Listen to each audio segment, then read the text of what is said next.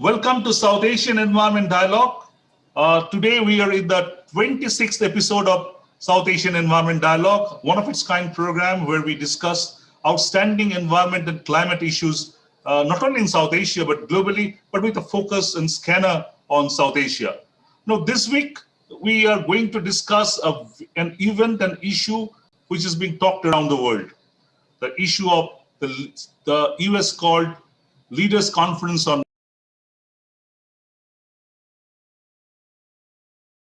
climate change, which is generally being called at the Net Zero Summit, because it is believed that US is pushing countries to go for the net zero targets, and that's why this summit is called. The new president, Joe Biden, who during his kind of campaign talked about the climate change and also talked about climate change and joined Paris Agreement once he assumed office, within 100 days has called this conference and called 40 heads of 40 countries.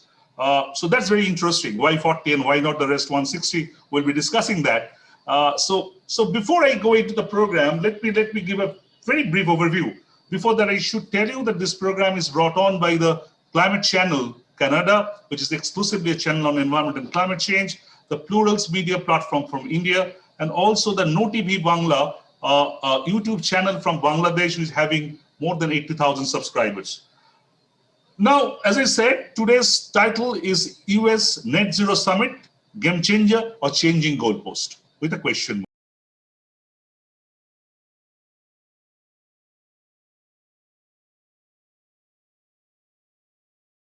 mark.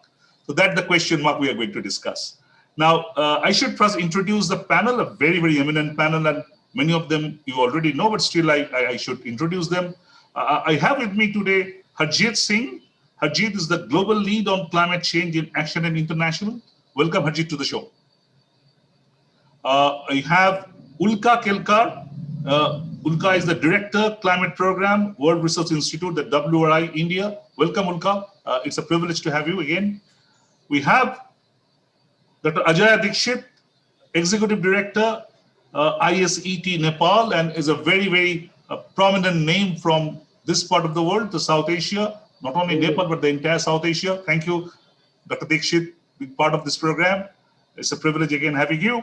I have with me Imran Saqib Khalid. Imran is a climate expert with the SDPI Pakistan and is a very, very important voice from Pakistan on climate change. And last but not the least, extremely important, Kaji Khalikuজ্জামান, Professor Kaji Khalikuজ্জামান Ahmed, Chairman, Dhaka School of Economics, University of Dhaka, Bangladesh, an expert on climate finance in not only South Asia, but in global context, being part of various global programs. Welcome, Professor Ahmed, to the show. So with this very brief introduction of my panelists, as I said, that this US called summit, which is going to be held on 22nd and 23rd, a virtual summit, 40 countries, rather the leaders of 40 countries have been called, apparently to talk about their climate targets, pushing towards net zero. Now, net zero is not a new concept. Net zero was part of Paris Agreement. I think Harjeet will be elaborating on that. But this net zero being taken up from the Paris Agreement and being blown up as US did, and definitely a very welcome step, especially in context of the fact that the way Donald Trump completely took US away from the mainstream climate negotiation for 5 years, even went out of the Paris Agreement. So there's a very welcome step from President Joe Biden to start the climate negotiation. But there are talks about the methodology. So is it a game changer, or is it all about changing goalposts, or is it all about the climate geopolitics? Harjeet, let's start with you. Janta, for inviting me and to be part of this August panel.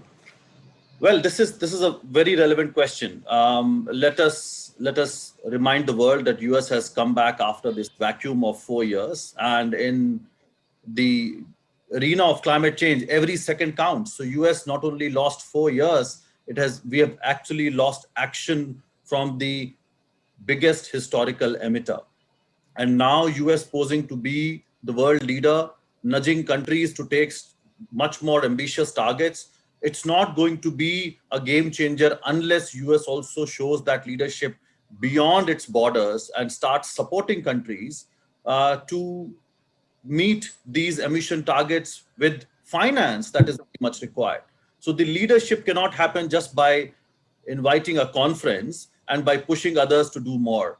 Global leadership is about doing its fair share and then helping other countries to meet their targets, because it is the responsibility of the US to support them.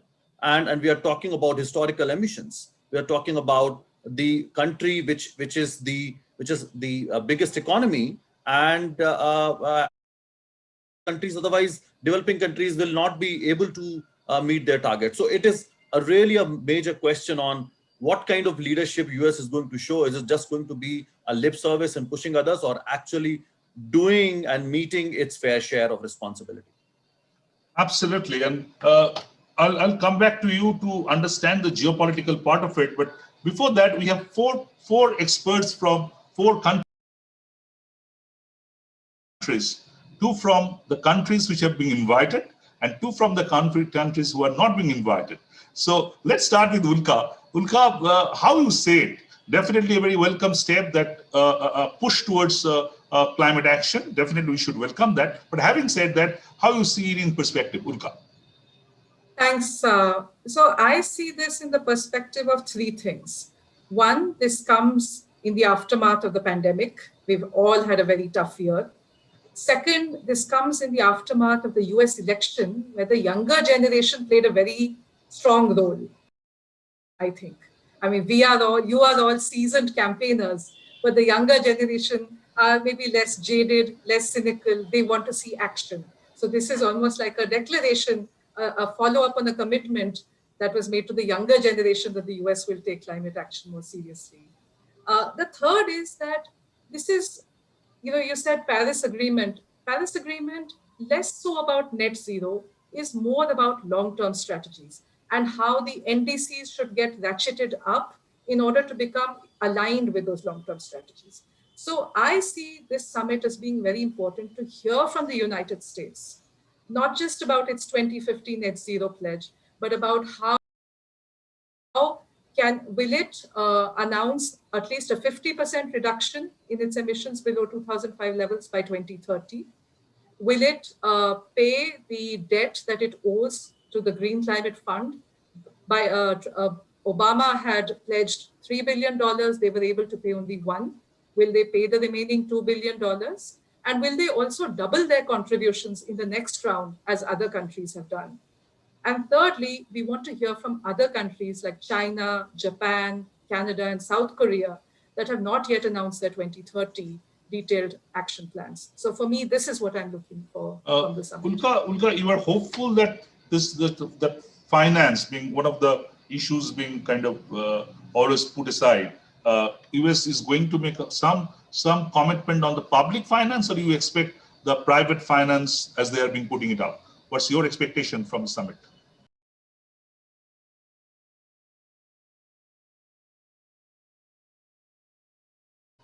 So I tend to be optimistic, but in terms of my expectation, I would say on all 3 fronts, that is on the public finance, I'm hopeful that, well, Biden has already said in various public statements that they will, sort of provide what had been committed under the Obama administration. So that is for the GCF, public finance. Secondly, on the private side also, especially if you see the latest visit of Kerry to India and Bangladesh, he has spoken a lot about bringing in investors. More importantly, I would say is a third role, where the US is a very important player in multilateral development banks. And there, I think the World Bank and IMF spring meetings were happening this last week. There have been some very interesting issues that have been raised, including, for example, the World Bank pointing out that many countries, especially the most vulnerable countries here, are suffering so much from the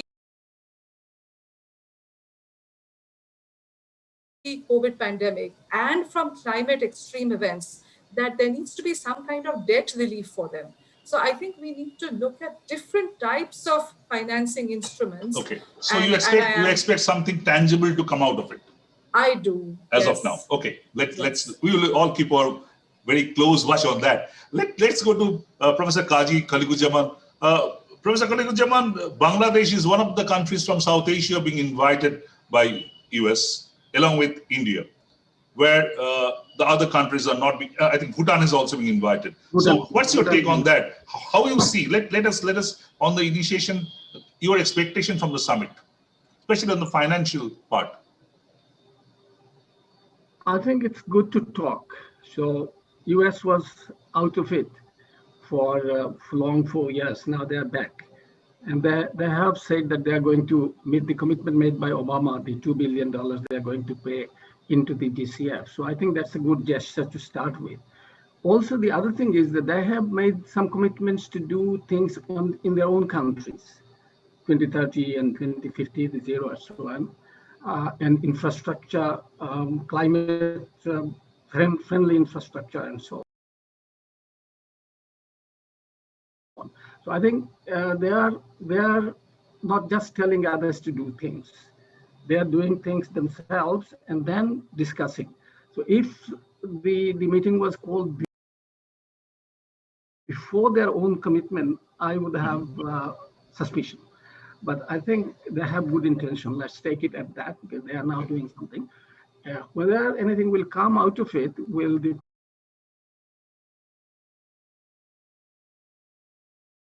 responded. China, I don't know if they are participating. If China and Russia don't participate, then it will be that much less effective. Okay. So that's more or less my take on the finance. New finances, I don't think these kinds of meetings don't produce commitments. Maybe some ideas will come, which will then be discussed in Glasgow, and maybe some commitments will come there. But not, I don't expect any commitments to be made. So bottom line is good to talk, good to start talking. Good to start. We have been talking for last few decades actually. No, but not with the US. US was out for 4 years. So yes, US was out of it. Yes. Yes, absolutely. So let's now go to Imran. Imran, how you see it?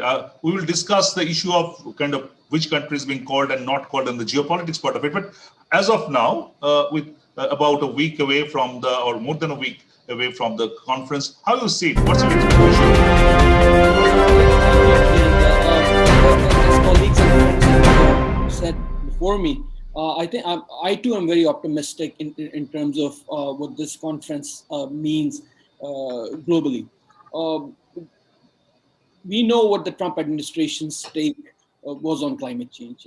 It was not only denying that climate change was happening, it was also trying to challenge any kind of initiatives that were coming up during the Conference of Parties, for example. So this is a U-turn that's very welcome, and we appreciate it.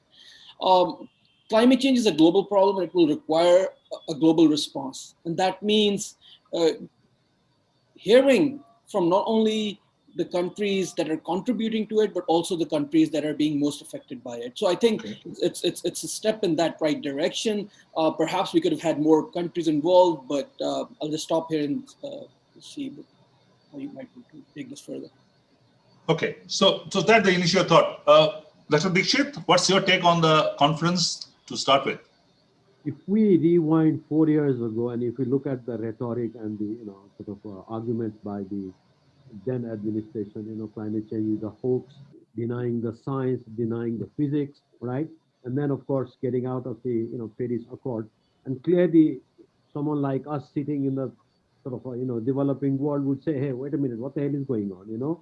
What's going to happen to science? That was not kind of a sort of a positive message that was coming from one of the most powerful and then educated country in the world.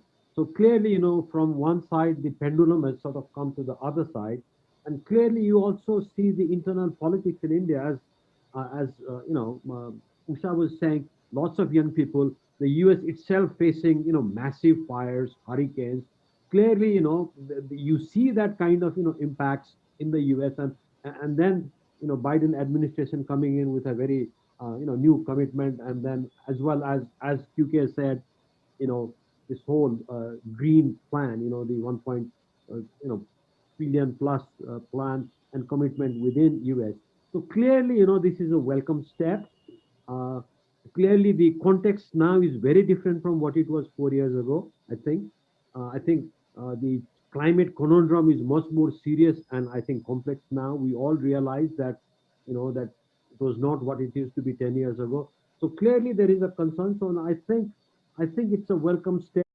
Good to talk, and at least to be back in the conversation, you can challenge, you can test the assumptions, and Absolutely, then you absolutely, can question. So I think in that sense, it's a good starting point. I think, and I hope it absolutely. doesn't. I hope the pendulum doesn't swing to the other side. Another 4 years.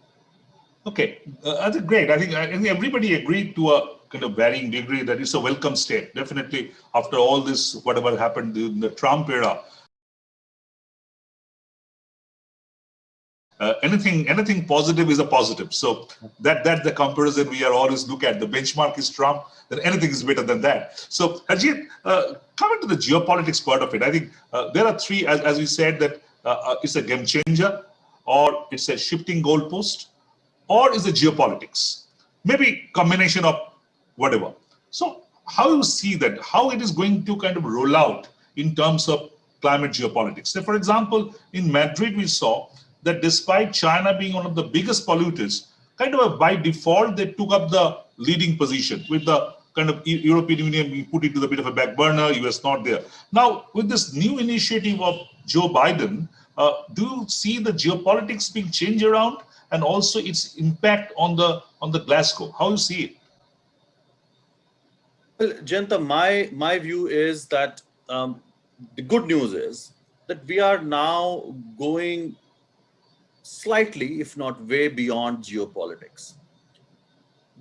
All countries are now realizing that this geopolitics and posturing cannot really help us deal with this existential crisis.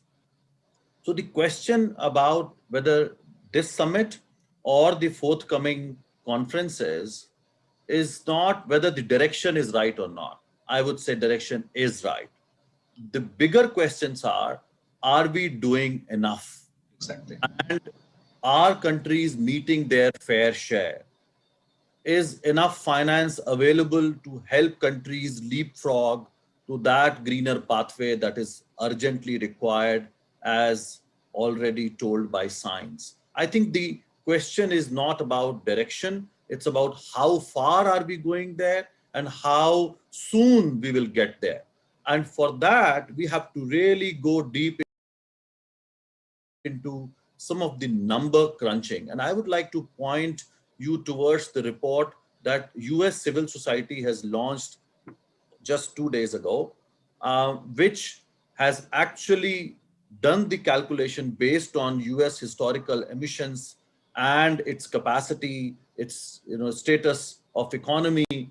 And while Ulka was saying that we expect US to double its fair share, double its target. So the current target is about 25% that they committed to keep it below the target that they chose was 2005. But that is definitely going to be doubled. That was 26 to 28%, and now we are some civil society organizations are talking about 50%.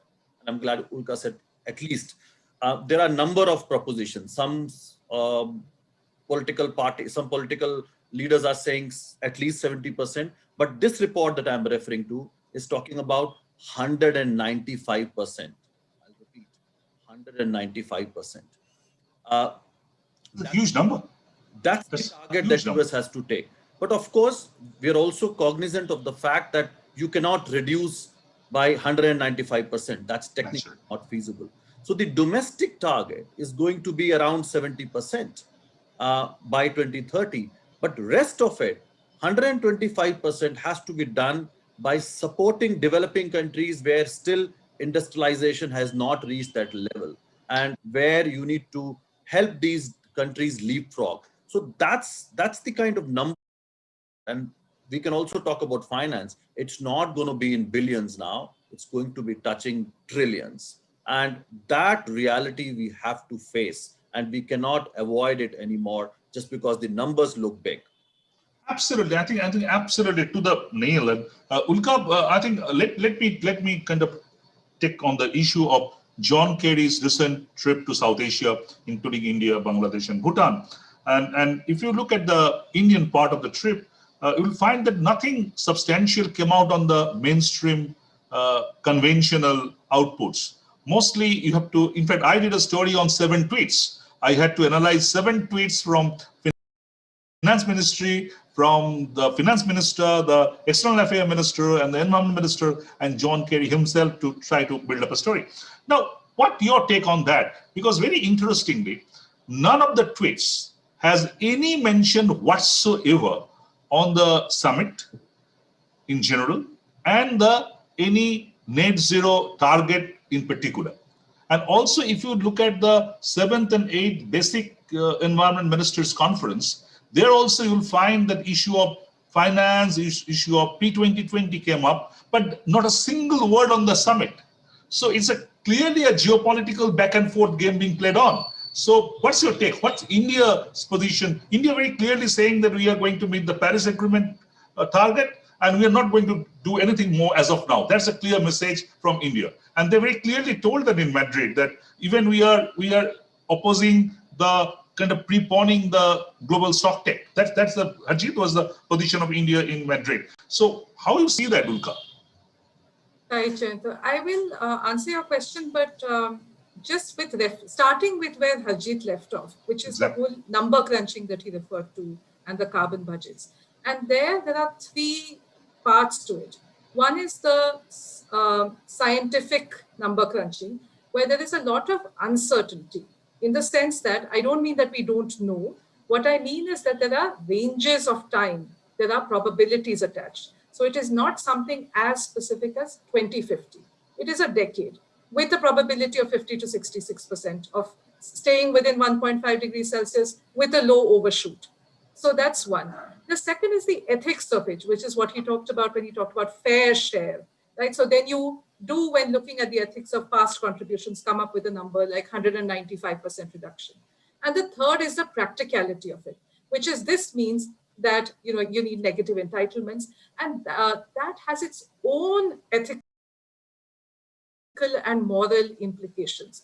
We don't want, I think it is actually its own report that has talked about, we don't want the land in the global south to be taken over for large-scale plantations that may sequester carbon, but which neither contribute to biodiversity nor to our local livelihoods, right? Also things like carbon capture and storage have limited possibility. Direct air capture does not kick in until 2050. Hydrogen economy, perhaps only after 2030. So this is the background against which we need to examine the issue of, as you are saying, net zero, but as I would like to think of it as a long-term strategy. It's a long-term transition. It is not a transition that needs to happen overnight, but it is a transition that needs to start now, using the technologies that we have available, using the policy instruments that are in our control. And we will find that it will also give us immediate developmental benefits in air pollution, health, water, as well as jobs.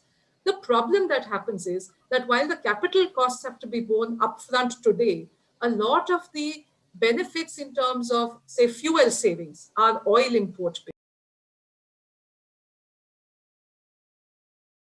bill, or these lives saved that I'm talking about, will accrue in a cumulative manner over the next 2 or 3 decades. So this is where the mismatch really comes in. And I would like to end by saying, with respect to your question, that perhaps this visit from Kerry was a very, was like one small event. There are, as we have ourselves said, even the summit doesn't include all the countries that are relevant. It's only COP26 that is the truly multilateral, truly global meeting where things should be announced and decided, not in closed doors, where you have to look at people's tweets, right? So I would say all countries need a seat at the table, need a voice to have their voice heard, and not just in the climate change negotiations table, but at trade talks, at finance talks. We have countries talking about border carbon adjustments. We have countries talking about, Janet Yellen yesterday talked about a global corporate tax, not a carbon tax, just a corporate tax on all companies. These are implications that need to be, Very quick supplementary question is that, again, coming to India, Now people are talking about 2060 for net zero, possible 2060, possible 2070. Now it's a long, long road. We are right now in 2021. So talk about 30 years down the line, 40 years down the line is a huge road, huge long road. Unless you have smaller, tangible, doable, seeable targets, these long targets often kind of push you to a scenario of unknown horizon. So you feel that according to you, what can be the possible net zero target for India? Any understanding or any estimation on that? So we have also done a lot of number crunching to understand what is feasible. And clearly, as everyone has pointed out, you could think of it as a mathematical exercise, or you could think of it as a practical exercise. Now, there are two issues over here. The International Energy Agency, in its recent India Energy Outlook, pointed out that in 2040, 60% of our projected emissions will come from things that have not yet been built. Infrastructure that has not yet been built, energy that has not yet been created, buildings that have not yet been constructed. So certainly we have a choice now to build cleaner, right? The other is that you may find that certain very high mitigation potential technologies like electrification and hydrogen or hydrogen electrolysis don't kick in until 2030. Perhaps in 2050, these technologies have the largest potential. But if you look at cumulatively, starting from today, the highest cumulative mitigation potential comes from technologies that we already have today. For example, electric mobility, provided that it is combined. So I'll just end with one more example, which is sometimes when we think very narrowly in terms of specific slices of time horizons, or very narrowly in terms of specific sectors. Ulka, sorry to interrupt you. Sorry. The calculation you are referring at, what according to your calculation can be the possible net zero target year for India? Any specified on-site? So what I'm saying is that is really the wrong way to pose that question, right? And the reason why I'm saying it is because when we look at things, when we pose the question in this way, we miss out on a lot of the opportunities that are available out there. For example, Biden has this new policy saying that all school buses in America should become electric. Now, what this kind of intervention does is that it stimulates the electricity sector to become cleaner, right? So you have an intervention in the transport sector that creates a demand for electricity. Similarly, if you have an intervention in the building sector. So basically you are saying that to facilitate the opportunities that kind of, it will be opening up a lot of opportunities to cut down on the emission. As you said, that 60% are yet to be kind of built up. So that's, I think, very, very interesting point. Absolutely. Okay. You need policy signals which give long-term policy certainty to various actors in the economy, including industry, including R&D. Yeah. Okay, great. So then on this point, coming to Professor Kalikujaman sir, Professor Ahmed, say for a country like Bangladesh, I think Bangladesh has not an issue with the overall emissions. So when Bangladesh will reach net zero, I think it's not very an important issue to discuss at the global context.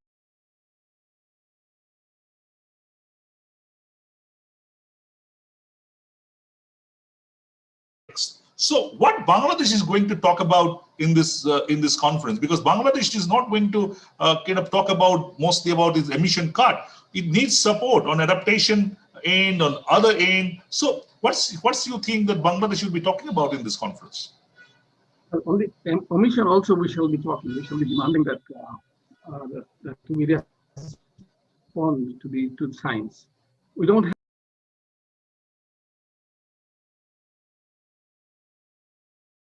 have many years. As Ulka was saying, there's a long term. What is long term? We don't know. They may be 50 years, 60 years, 100 years. I don't think we have that kind of time in our hand. So we have to try and do it as quickly as possible. But who does what? That's the critical question. And unless the political leaders from different countries, particularly large emitters, agree on targets, we have Paris, but Paris won't help us much. We know that. I was there in Paris. I was leading the Bangladesh team at that time. So it was agreed because it had to be agreed. Let's say that way. Otherwise, it does not give us the leverage that we will be able to control the emission towards the target of 1.5 by the end of the century. That's not going to happen at all. Now, we may have about 5 or 10 years to do something drastic. Otherwise, it will go out of hand. And it may not be possible on the part of even the richest countries to spend that kind of money on technologies and using those technologies to bring that back on track. So while we talk about long term, I think we should also talk about the next 10 years to 15 years, what we are going to do. Are the countries going to raise their ambition with respect to the compared to Paris? If they don't, I think we may as well forget about it, and every country can do whatever they like. Because globally, we won't be able to go anywhere unless we are going to raise ambition totally, global ambition. Who does what, that's a different issue. But the global ambition, and that's distributed across the country. That's extremely, we will be talking about that. Finance, of course, we will be talking about adaptation finance. And GCF, they have now about 20 billion. They had 10 billion that is part, they committed, and then now another 10 billion or so. It was supposed to be much more than that. It was supposed to be 100 billion this year. Not all in the GCF, but climate finance 100 billion, but we are nowhere near it. Now we are talking about private sector. Private sector is not coming that much, although it is in their interest to come forward, but not that much globally, as I understand. So unless the governments, the developed country governments make commitment from their public sources to the GCF, say 50 billion, 60 billion or so, and when, if not 100 billion. I don't think that's going to help much. Countries are not getting, and then there's a process, long process. You submit a project, it goes on and on. First over 100 questions, 100 questions, you respond to them, and there are 100 and so on. So it is designed not to give money, it seems. So that's designed to push back. Designed to push back, actually. One very quick question is that now Bangladesh is now kind of officially being graduated to a higher economic status. Now, does that have anything to do with Bangladesh emission in future, maybe 10 years down the line? What's your take on that? Officially, still, I have been arguing we should get out unilaterally from the LDC pact, but that's not the official thing. Official is 2026. Whatever I say doesn't matter. So 26, and then another 3 years. So it's about end of this period, the 30s. It will remain either LDC or getting benefits. Some of the benefits will go, but some benefits up to that time. So we are in that state. But at the same time, our borrowing is becoming a little bit more costly even now, even from the ADB and others. They're charging higher rates than before. So it will increase. But our income is also increasing. So it's a lower middle income country at about $22,000 per capita. So I think we'll have to make some contribution also. And we are committed, of course, we are committed. We are committed internationally, NDC. Of course, like India, Bangladesh is also not going to. So Professor Ahmed, now Bangladesh has to kind of bear with the situation that instead of perhaps always getting support, it may have to support others somewhere down the line, a decade from now. Maybe I would like to very much if we can. But for example, on cyclone management, we can support others. We have, every country has something to offer. That's what I used to tell internationally. It's not just, Bangladesh is not just taker. Any other country is not just taker. They have something strong they can give to the other countries. But the other countries have to be prepared to take, absolutely, to discuss on an equal footing. That equality is a big question. These are the things that happen when you negotiate or discuss internationally. Great. They don't come together on equal footing. You're equal footing. No more, or more, I have less, and things like that. And when you write the summary for policymakers, even on IPCC, I was there on the third and fourth assessment. I was coordinating lead of that. When we were writing the policymaker summary, politics came in very visibly. So it's a political game actually. It's a political game game. changer or politics. I just take this word political game. I just take this word political game and come to the next two panelists. Let's start with Imran, and then I'll going to come to Dr. Dixit. Imran, 40 countries have been invited out of the UNFCCC, around 200 countries. Now, in the US formal invitation that is being circulated to media, there has been no mention about the protocol of invitation. There's no official kind of declaration, though unofficially it is being told that all G20 countries being called. It is being told that some regional heads being called. So what's your take on that? Pakistan is one of the most vulnerable countries, is being not part of it. How you see it, Imran? Yeah, so Pakistan is definitely one of the most affected countries, as is Philippines, are pretty much all the developing countries in the world.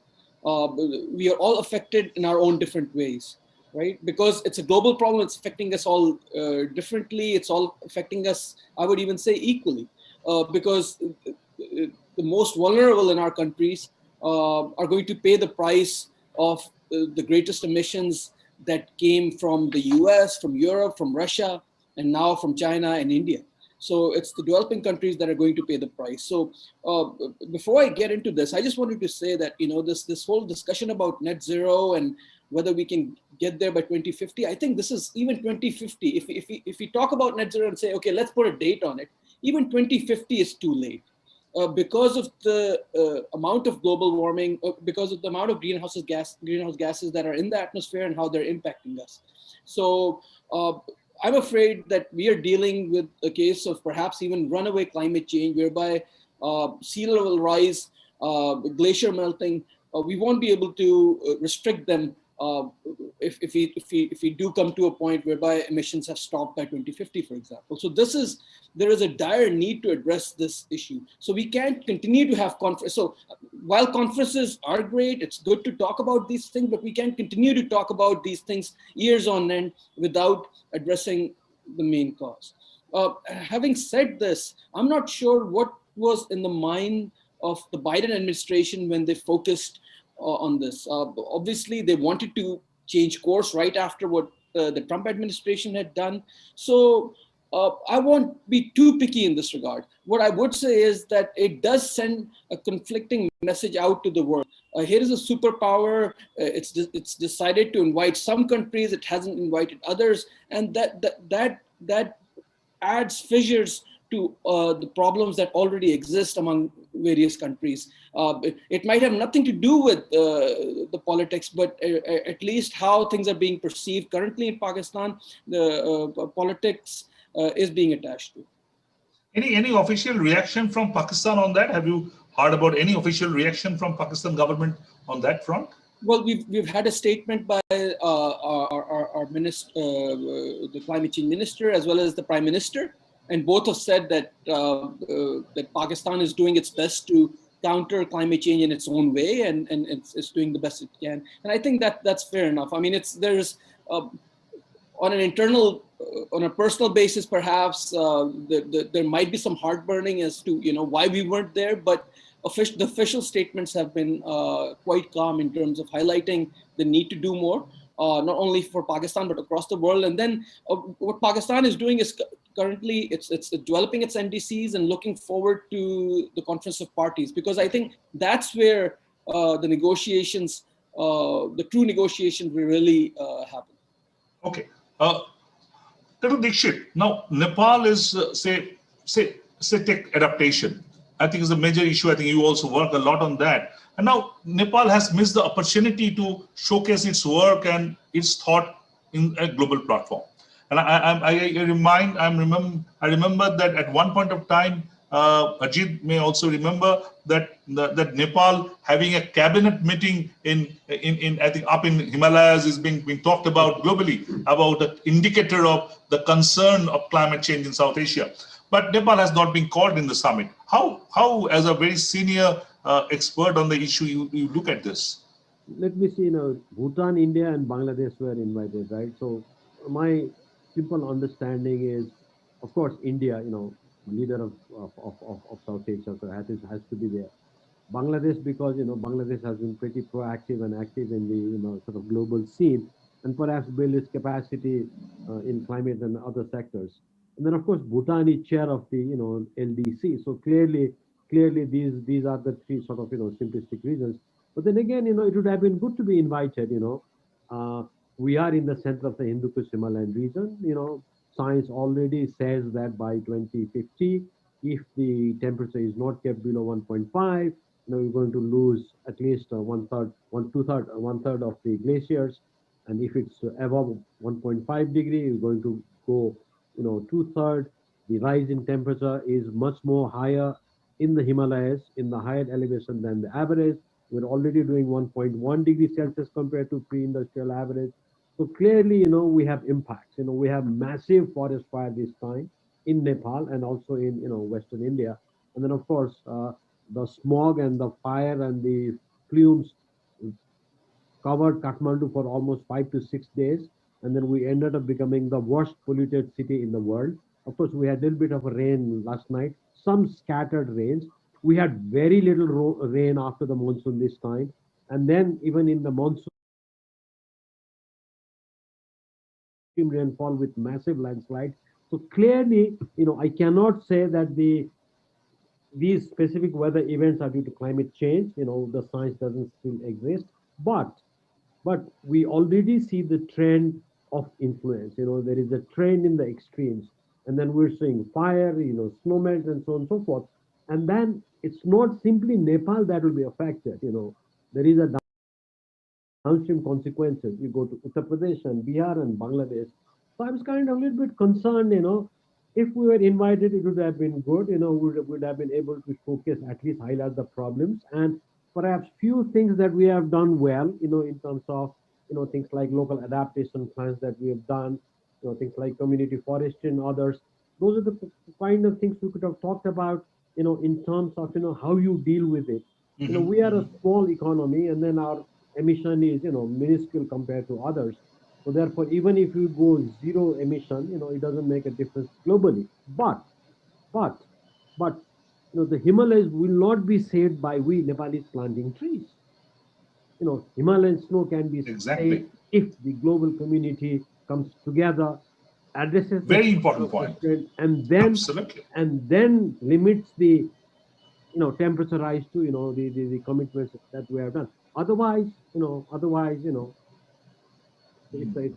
So, a bit so of it was kind of could have been better that if all the countries could have been part of it, and this cause and effect can be linked. And as you said, that Himalayas and Nepal being a very So prominent it was a part virtual should have been better. meeting, and it was a virtual meeting anyway. So if the Biden administration was trying to I hope that they have a professional Zoom. They can add up more than 200.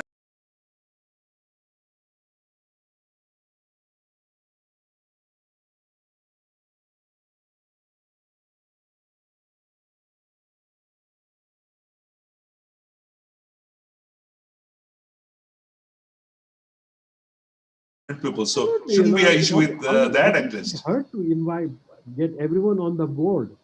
We can add up 500 people, so Biden can add up 5,000, 5 lakh. You never know. So should not have been a deterrent. Harjeet, let's bring on you here. Two things that say talking about the not being countries called and not called, kind of a geopolitical tension that creates. Now, Joe Biden's administration must have been known all about it. Now, taking the point that after the Donald Trump and US being officially out of it for many years, created that kind of a negativity about US globally on climate change negotiation. Now Joe Biden has come up with a lot of positivity during his campaign, even after assuming office, joining Paris Agreement. Don't you think that even as a strategic step, it would have been better if you would have called everybody, give a real terms of leadership? If he wants to assume leadership, then it can't be divide and play, and you had to have a real leader. So don't you think that would have been better if Joe Biden had called all of them? Jayanta, my view is that this is part of a continued selective amnesia on part of US administration to only talk about mitigation when it comes to climate action. I cannot forget the fact that it was the US administration, along with other rich countries, they wanted Paris Agreement to be only about mitigation. They didn't even want to mention about adaptation, loss and damage, and finance. So if you look at the list of invitees, uh, it is nothing. The forum is known as Leaders Forum or Summit, but it is continuation of the Major Economies Forum or Major Emitters Forum. It just with a different name, and this is where I get really worried. Exactly what Dr. Dishit was saying. The reality is that when we talk about climate action and we only focus on reducing emissions and putting pressure on developing countries to adopt those targets, without looking at how these countries are already suffering from climate impacts and how finance is really important for them, not only for mitigation, which requires upfront investment, as Ulka was talking about, but they're already dealing with climate crisis or climate emergency, as we call it. And the funds are going to help people who are suffering in this crisis situation. And at this moment, it's difficult for Nepal or Pakistan or Bangladesh to think of solar panels when they are facing floods and sea level rise. Absolutely. This is where my worry is in terms of outputs or the expected outputs from this summit. I'm assuming that we are going to hear a flurry of announcements from the private sector and little about public finance. If they only $2 billion money that's going to go to Green Climate Fund, that's not enough. The minimum money that they have to put forward now should be $10 billion. And if I tell you the number that has been calculated by this latest report that was just released in the last 2 days by Friends of the Earth and Stockholm Environment Institute and others, the report talks about $570 billion US should be giving to developing countries by 2030 only for mitigation. And if you add adaptation and loss and damage, the figure goes to $1.6 trillion by 2030. That is the fair share of the US when it comes to finance. And I'm quoting the very latest figures. I think that's very, very important and critical.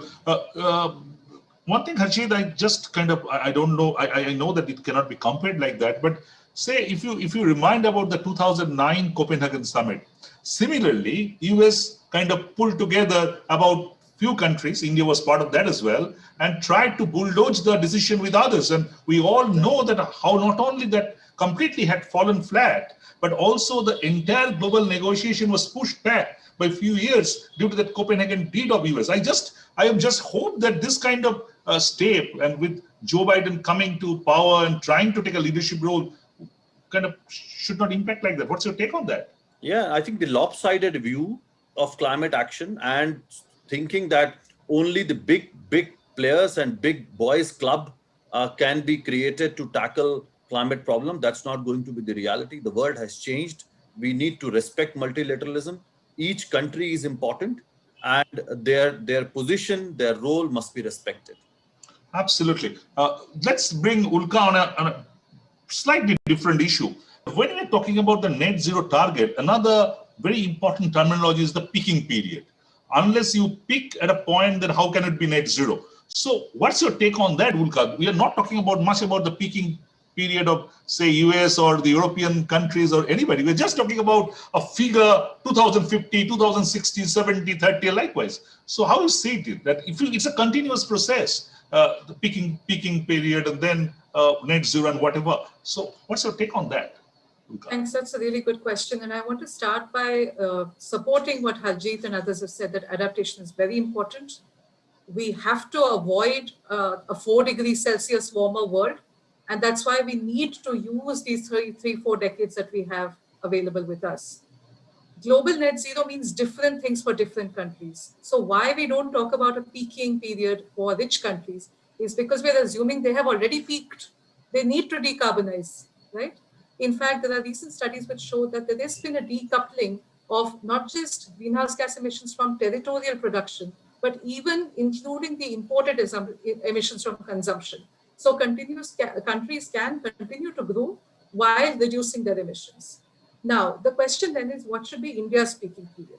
If you use the same kinds of calculations that Harjeet spoke about, of which calculated the United States carbon space and negative entitlements, then it shows that India is allowed a fair share of carbon space.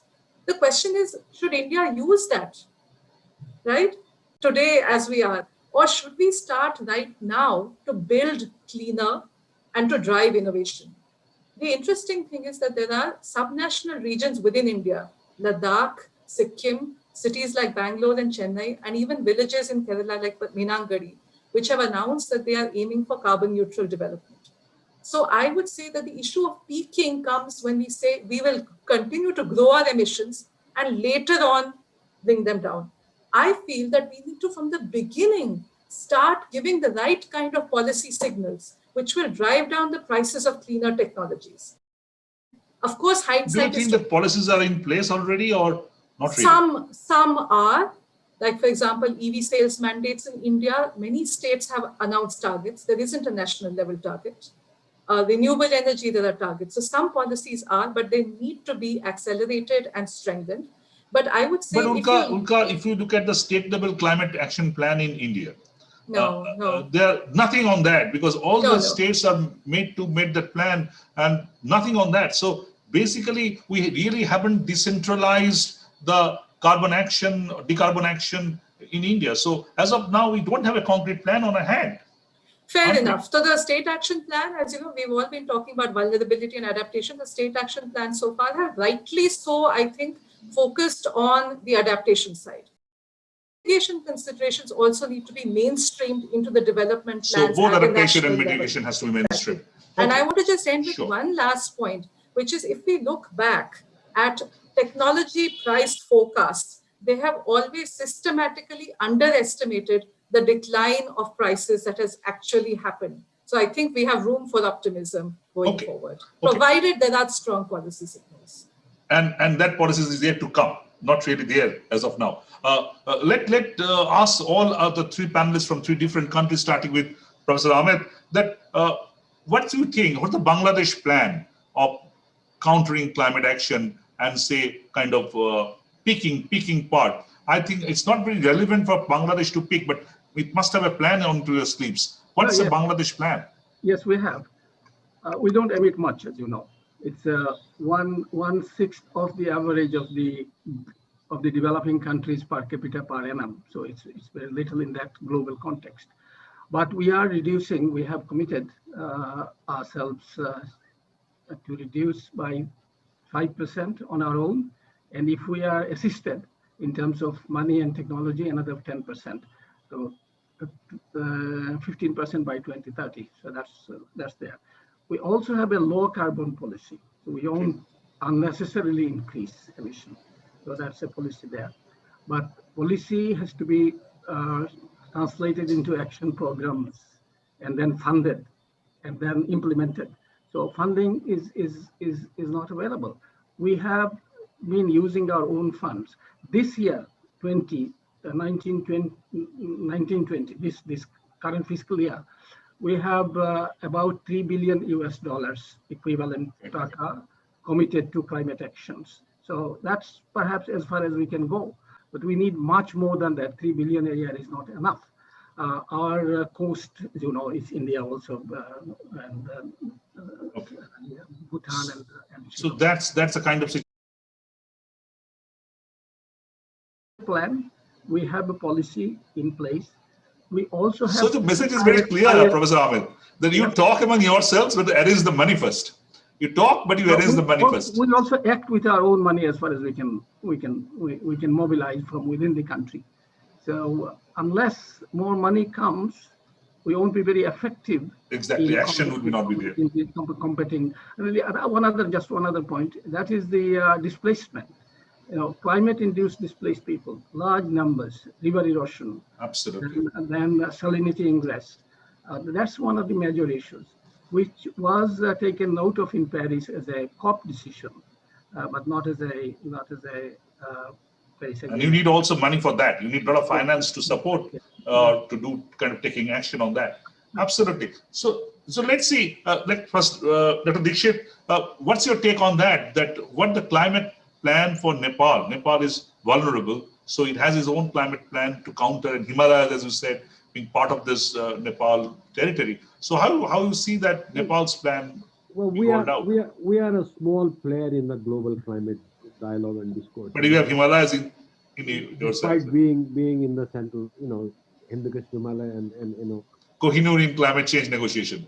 exactly. I will call it Kohinoor in climate change negotiation. And our participation is through the LDC. So therefore, in the COP meeting, that's why we go through. My take on it, yes, we do have NDCs and we have commitments and so on and so forth. But to be very frank, perhaps we are also not perhaps implementing our policy. Over the last 10 years, our emission, though one of the lowest, also increased by about 179%. So that shows the kind of structural inertia of the fossil fuel dependent kind of a development pathway. I mean, you look at electricity, transportation, manufacturing, steel, ammonia, plastics. Those are still highly fossil fuel energy systems that you need to transit from. Now, one of the points I just wanted to mention is that our conversation on climate is not happening regionally. You see, we're not talking with Bangladesh or Pakistan or Absolutely. India. Maybe on a personal level like this, I know Usha, Harjit, others, on a different. But we are not talking about could there be different ways we tackle climate in the region. It doesn't have to be global all the time. Yes, of course, you need finance, you need technological support, you need institutional support, capacity building. We need to standardize our data. We need to have that kind of a process going on, and that we need support. But clearly, But we need also regional dialogue. Learn from each other. That seems to me is not really happening. Yes, I think the geopolitics in South Asia often kind of stopping us from the countries talking among themselves in an official manner. I have just 5 minutes with me. Imran, very quickly respond to this question that what the Pakistan's climate, say very briefly, what Pakistan kind of climate plan as of now? Yeah. Any formal plan? So, as you know, we've invested quite significantly into coal over the past few years under the Belt Road Initiative of China. We've been going through an energy crisis for the past couple of decades, and so we decided to invest in coal at a time when we perhaps should have been looking to invest in solar and wind. By 2030, the government of Pakistan has now put a plan whereby they're saying that 30% of our energy needs will be met from hydro, 30 from renewables such as wind and solar. But the question now is that now that you've already invested so much into coal and your energy needs are essentially being met, and the demand isn't that high right now, how would you incentivize companies or individuals or your policy setup to invest in renewables at this time? So this is a bit of a query. I think for Pakistan, adaptation is going to be key. So not only Pakistan adaptation is going to be key. Yeah,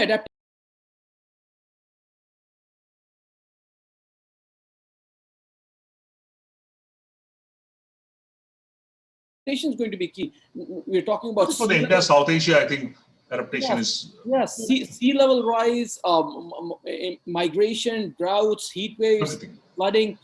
These are all impacting us as we speak. Absolutely. Monsoons, effect on food security. Now, and for that, we do need technical expertise from the developed world, financial help. There has been very little discussion on loss and damage. It's already mentioned that the GCF is not able to. So these are great, Imran. I think we're running out of time, so I have to do a very quick fire, so to say. And I'll start with Imran. Actually, we started the program saying that this US summit, is it a game changer?